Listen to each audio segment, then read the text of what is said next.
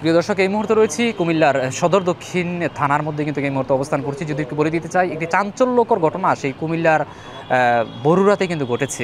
যদিও বরুড়াতে ঘটনাটি ঘটেছে, কিন্তু সেই কি হয়েছে বা কী আসল বিষয় বিস্তারিত আপনাদেরকে জানানোর জন্য চেষ্টা করছি। আমাদের সাথেই থাকুন। কুমিল্লার বরুড়ায় চৌংরিমুড়া গ্রামের নাম, চৌংরিমুড়া গ্রামে সেই গ্রামে মধ্যে রিফাত হোসেন নামে একটি ছেলে, তার বয়স স্কুল ছাত্র, তার বয়স হচ্ছে মাত্র 9 বছর, এবং সেই শিক্ষার্থী সে নিখোঁজ হয়েছে গত পহেলা যে ফেব্রুয়ারি রয়েছে, সেই পহেলা ফেব্রুয়ারির মধ্যে সে নিখোঁজ হয়েছে। এবং নিখোঁজ হওয়ার 3 দিনের মাথায় কিন্তু তার মৃতদেহ পাওয়া গেছে সেই কুমিল্লার বরুড়া উপজেলায় চৌংরিমুড়া যে পাহাড় রয়েছে সদর দক্ষিণের থানার অন্তর্গত, সেই থানার অন্তর্গত পাহাড়ের মধ্যে কিন্তু তার মৃতদেহ পাওয়া গেছে। শুধু মৃতদেহ নয়, তার যে মৃতদেহ পাওয়া গেছে সেই মৃতদেহ কিন্তু তাকে গলা কাটা অবস্থায় নৃশংসভাবে হত্যা করে তার মৃতদেহ ওই বডি ফিটনেস কিন্তু ওই স্থানের মধ্যে পাহাড়ের মধ্যে ফেলে রেখে যাওয়া হয়েছে। পরবর্তীতে যে কোনোভাবে হোক আসলে তার এই 3 দিনের মাথায় সন্ধান পাওয়া গেছে, এবং সন্ধান পাওয়া যাওয়ার পরবর্তীতে এখানে যে সদর দক্ষিণ থানা ভারপ্রাপ্ত কর্মকর্তা এবং এখান থেকে পুলিশ গিয়ে সেই মৃতদেহ উদ্ধার করে।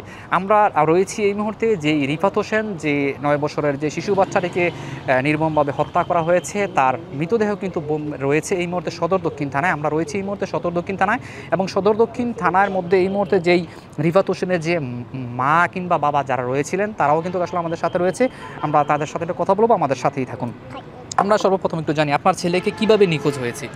আমার ছেলে নিখোঁজ, আমার ছেলে দুপুরে নামাজ পড়ে আমার বড় ছেলে ভাত নিচ্ছে, ভাত নিয়ে সেখান থেকে মাদ্রাসাত পরে বড় ছেলে মাদ্রাসাত কোনে আসি বাদ দিয়া ও আমার বাগনি বাড়িতে আইসি, বাড়িতে আমি কেউ এমনি পালার লগে দাঁড়াই রয়েছি। আমি কাব্বু ভাত খাইবে না, না আমু পেটের খিদা নাই, আমি খাবো না।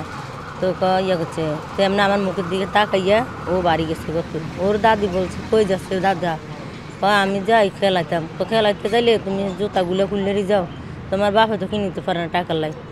তো এই কথা কইছে, টাকা জুতাটি ফেরে এড়ে গেছে, বাস করে এড়ি হাতে দিয়ে হাতের মধ্যে হাত দিয়া পিছনে হাত দিয়া বাড়ি গেছে।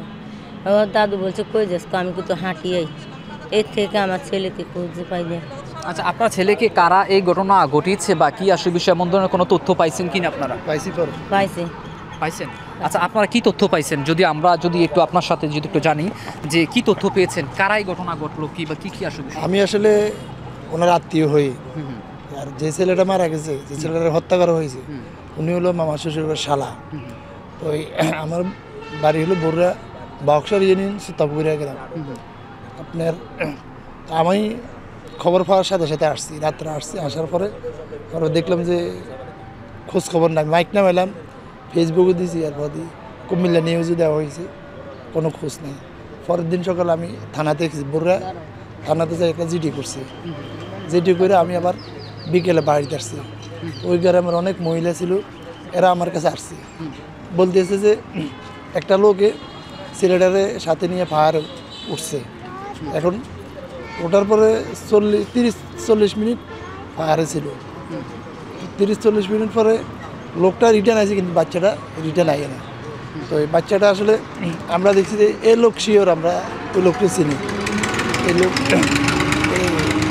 জাহাঙ্গীরের কাজ করে, ওই গ্রামের একজনের নাম হলো জাহাঙ্গীর, ওনার আন্ডারে কাজ করে, ওনার জায়গাতে থাকে, ঠিক আছে। পরবর্তীতে বিকেলবেলা ওই মহিলাগুলো নিয়ে আমি পাহাড়ে খুঁজতে গেছি। 20-50 জন মহিলা ছিল, পাইনি। পরবর্তীতে ওই যিনি আমার শ্বশুর, উনি আবার মেম্বারের সাথে যোগাযোগ করছে, আমিও যোগাযোগ করছি। করার পরে